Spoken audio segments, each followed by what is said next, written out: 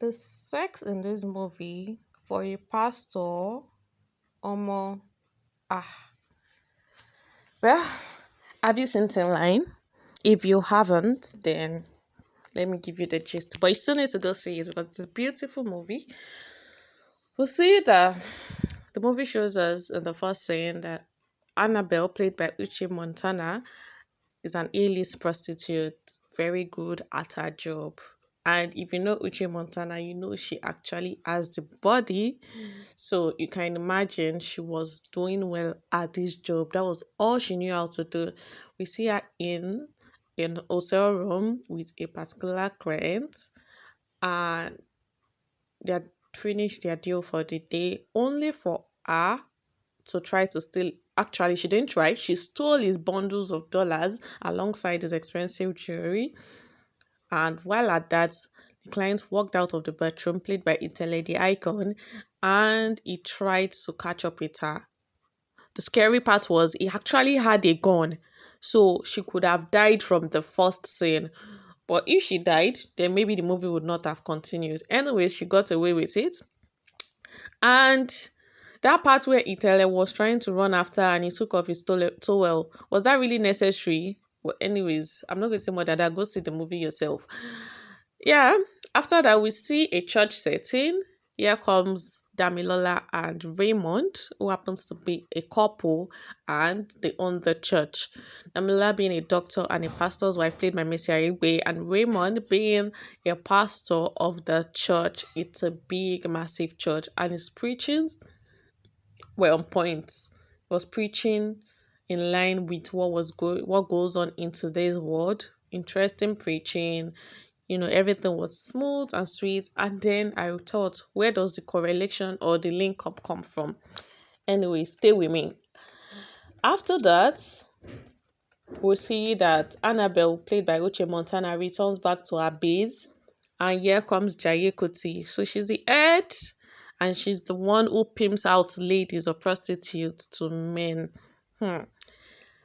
Jaye Kuti has decided to demote Annabelle, telling her that, oh, you stole from a client and the client has called in to lodge a complaint, and as such, you'll be demoted. You no longer be an A-list prostitute. You go straight to the roadside to pick up your clients.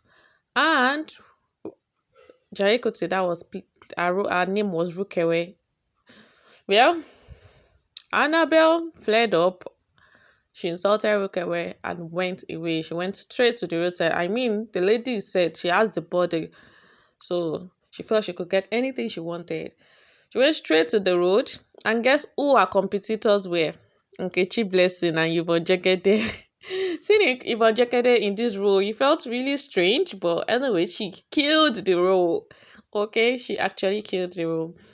They were a competition, and they felt like why Annabelle had come to meet them at the road, she was going to steal their client and be a problem for them. Well, I guess they were correct about that, because less than 5 minutes after she got on the street with them, the road, somebody alights, a chief, so we presume, with his driver, played by Cute Abiola, the chief being Olayoya Igwe, and he picked her up. She gave him a charge, and he said he was capable, and off they went. They got to the hotel. The chief, not knowing that Annabelle had other plans, Annabelle chained him to the, or should I say, wall or curtains now, whatever it is. She chained him up, and he just thought, oh, she was just trying to be wild and all. Lo and behold, after she had tied him up, she got down from the bed and she went straight to where the chief's briefcase was, and she carted away with his millions while he was still tied up. You know how Yoruba say nǹkan tó mọ̀ jẹ ló pa? That was what happened to the chief. So, well, only to realize that the money wasn't for him, it was for his wahala wife. Well, I wouldn't say she's a wahala wife. I would say she had an irresponsible husband, and that made her seem like a wahala wife. She wasn't supposed to be a wahala wife. Guess who the wife is? No other person but Iyabo Ojo. Who else could have killed the role like she did? She came in with her A game. While he went home, he and his driver decided to disguise like they had been attacked by armed robbers, and Iyabo Ojo wasn't buying into any of that. She felt if they were actually attacked, then they should have gotten the police involved and everything, and she didn't want to hear any of that. She just wanted her money because she needed the money to travel to Dubai to buy goods to her business. And apparently that's not been the first time her husband has been irresponsible with her funds. While we're at that, we also see that Pastor Raymond decided to embark on a trip. I guess it was Abuja, I can't remember. And luckily or unfortunately, I may say unfortunately, he ended up in the same hotel with Annabelle, who had always watched them on TV. Annabelle, the prostitute. So Pastor Ray and Annabelle get to the hotel about the same time. And while Pastor Ray was a familiar face to the owner or the manager of the hotel, so was Annabelle. Apparently, Pastor Ray and the owner had been friends from uni days, and Annabelle felt starstruck and she said, "Oh, finally." I also thought, oh, she just wanted to have a piece of flesh from him or something and move on. Well, stay with me. The story took a twist. She was starstruck and she's like, "Oh, I finally get to see the man I always see on TV." I also thought at some point maybe she was going to, confess, become born again, being starstruck. But she trailed Pastor Ray to his room, marked his room door as a sharp A-list ashawo that she is, and headed straight to her room. She came back later for drinks at the reception, and also Pastor Ray was there for drinks and gisting with his friends. While they were at that, his friend decided to fix up something for Annabelle and she left. Dr. Damilola, played by Messi Aigbe, also decided to call her husband about the same time, and he needed to excuse Annabelle to leave that place to go speak to his wife in a private place, leaving his drink unattended to while he spoke to his wife. By the time he got back, Annabelle had poured something into his drink. What do you think it was? Definitely sleeping pills. She had poured sleeping pills into his drink and he had gulped the drink. She got familiar with him and Pastor Ray left. He went to his room to retire with the expectation that the owner of the hotel was going to come see him later for some business discussion. It just shows, this saying they always tell us of, oh, don't leave your food and your drink unattended to. This movie reminds us so much of it because just that omission cost Pastor Ray so much, cost him everything, and you will find out as we go on. Stay with me. So he becomes really dizzy and he was trying to sleep. He was about to get into bed when he gets a knock on the door. Without looking back, he opens the door and presumes that the owner of the hotel was coming in. Lo and behold, only for him to hear a voice and then realize that it was a lady's voice. He looks around, turns around, and realizes it was Annabelle. Why on God's name are you in my room? Did you miss road? But because he was dizzy and tipsy, she overpowered him, and she got away. Well, she didn't only get to him, she also had video coverage evidence to back it up. She's such a sneaky snake. Took pictures, took videos, she had a lot. He woke up the next day and realized what had happened to him. Not feeling totally okay. And while he was shocked at what had happened to him and he was pleading with her that she doesn't tell anyone what has happened because it was going to ruin his ministry and his life, and asked her what does she want, presuming that she wanted money, gave her naira. For a lady that steals briefcases that contains dollar, naira must be like way below her. Gives her naira and she says, well, she's still going to keep in touch. Well, what next did you think it was going to be? I thought it was going to be blackmail. Pastor Ray returned home heartbroken, sad. He couldn't even, he wasn't so cheerful to his wife, and the wife noticed, and she kept asking, "Are you okay? What happened in Abuja?" But it was that aside, he felt really bad. While at that, he got back to his day-to-day activities, and here comes. Oh, before that happened, the chief married to Iyabo. Aside the unfortunate incident that happened earlier, some days later, Iyabo had sent him money to send to their kids, about 5 million naira, and he went ahead to use a large sum of the money to bet on football, and he lost again. Guess how much he used out of money? A whole 4.5 million. I don't understand.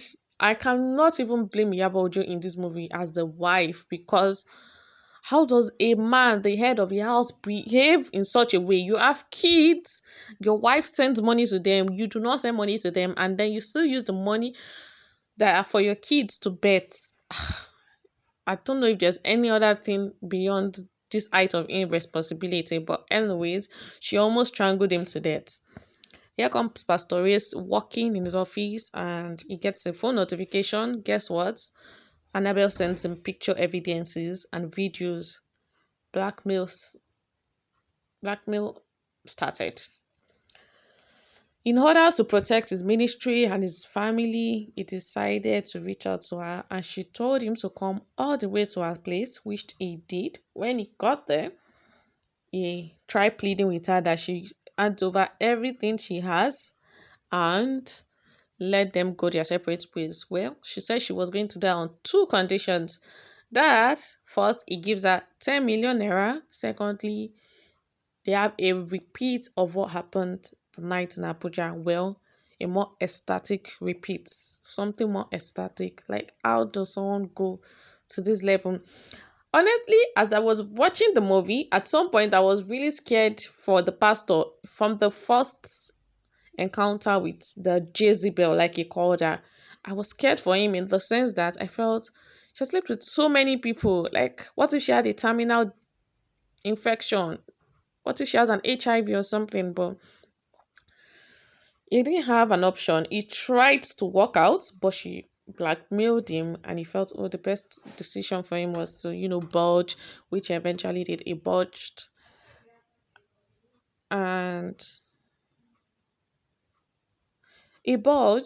and you all need to go see that scene. It was wild, like wild, wild. For a man of God, that was wild. Anyways, that happened, and after that, it felt really filthy. So he went home, straight home, and he decided to open it up to his wife, which he did, and you could see that one part of her felt really heartbroken, and the fact that it wasn't even a one-time mistake, it was now twice. It happened twice, but he promised that he wasn't going to do it again, and he also turned to God, and the wife was there to pray with him. I love that part because she showed. You hardly see people behave that way. I feel like when such a confession comes, then most people actually go wild or very angry or do like behave in very rash, or I don't know how to put it. They behave in ways that they cannot really comprehend at the time. But she was quite calm, and she forgave him and she moved on. A few days later, we find Annabelle murdered. Yeah, she was gruesomely murdered. Who could have killed her? No one knows. Well, they got her phone. The police picked up her phone. And while in a church service, I do understand how Nigerian police works, but do they really need to arrest a pastor during a church service? Why couldn't they wait for him to finish the church service before arresting him? That was so unnecessary. So I felt. They walk into the church premises and pick up the pastor Raymond while in a church service while his wife was doing the call to worship at the altar. And the church turned upside down. While at that, the police went ahead to arrest the chief, who happened to be the husband to Yabojo, and also arrested the man who she stole dollars and expensive jewelry from. But another thing I didn't understand about the movie was how did they find out history of the people she had come in contact with? Because at least for the chief, I knew according to the movie she did not have the chief's number. So how did they trace him to his house? But anyways, they were all arrested, and it was right there and then that Iyabo Ojo realized that her husband was so foolish that a prostitute carted away her millions that she was supposed to invest into her business. Well, she escorted him to the police station. The interrogation started. They arrested all of them. And they also went to where she works, where Annabelle works. And unfortunately for Yvonne Jegede, she was running her mouth because she saw Annabelle as a competition. So when the police came in disguise, she was just running her mouth that, oh, she's a small rat, this and this and that. I was the one behind it, and was this, and she implicated herself. And before we knew it, she was also arrested. Well, the interrogation started. Also, Itele had also mentioned that, well, she stole his money and he tried to gun her down. The facial expression on the policemen's faces, like, you mean you have a gun here? Well, the interrogation continued, and while they were at that, we could see that Pastor Raymond wasn't being all truthful. In between the interrogation and in confession, it was what's the word now? It was holding back certain informations. But the police always has a way of getting things from people. They paid Damilola a visit, his wife, Pastor Raymond's wife, at home, interrogating her. Also, where she was, where she had gone the day of the visit, was she aware of everything that happened between her husband and Annabelle and all of that. And she was very careful not to fall into their trap. In fact, she went ahead to defend her husband, claiming that, oh, there was no way he could have murdered anyone.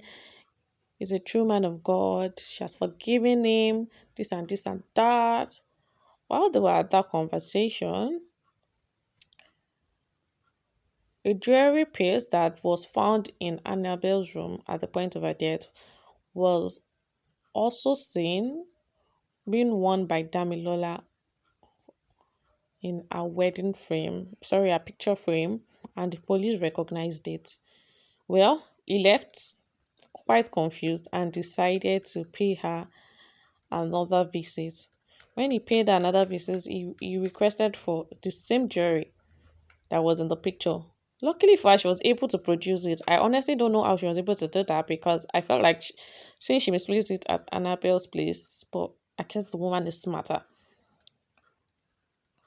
And they decided to bring her in for questioning.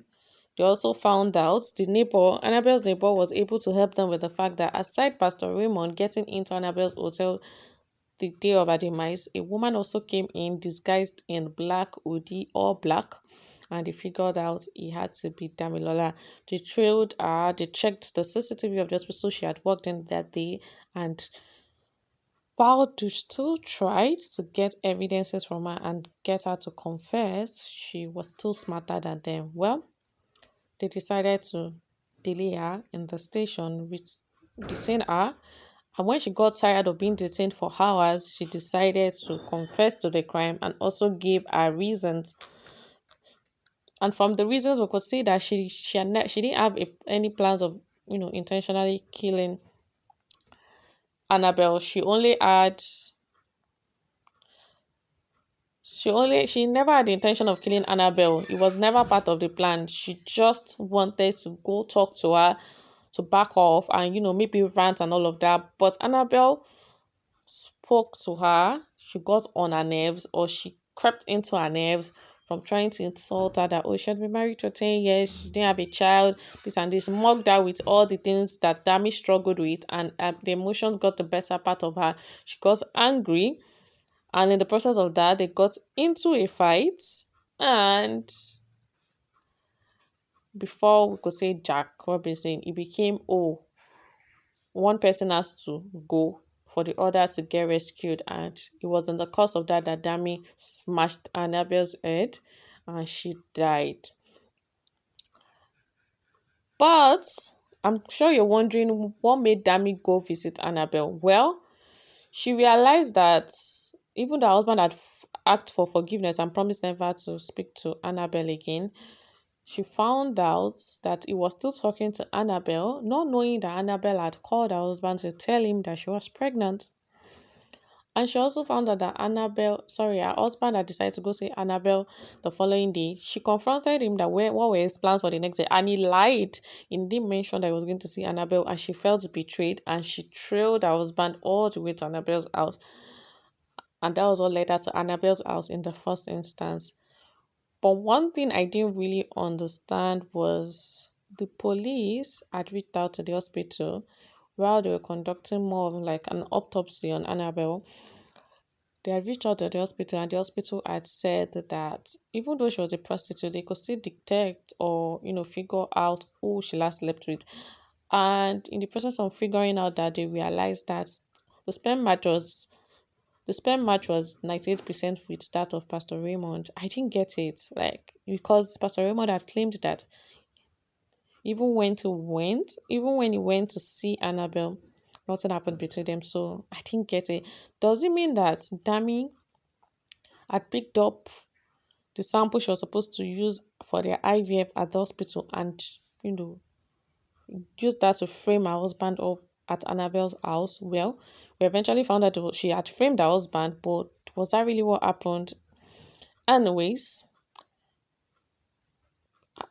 Dami had to go to jail, and they said she was going to be in jail for a very long time. Her husband was released alongside every other person, and trust the reporters to be outside trying to interrogate them and all of that. And trust Iyabo Ojo, she was very dramatic. She showed her husband shaggy, you know.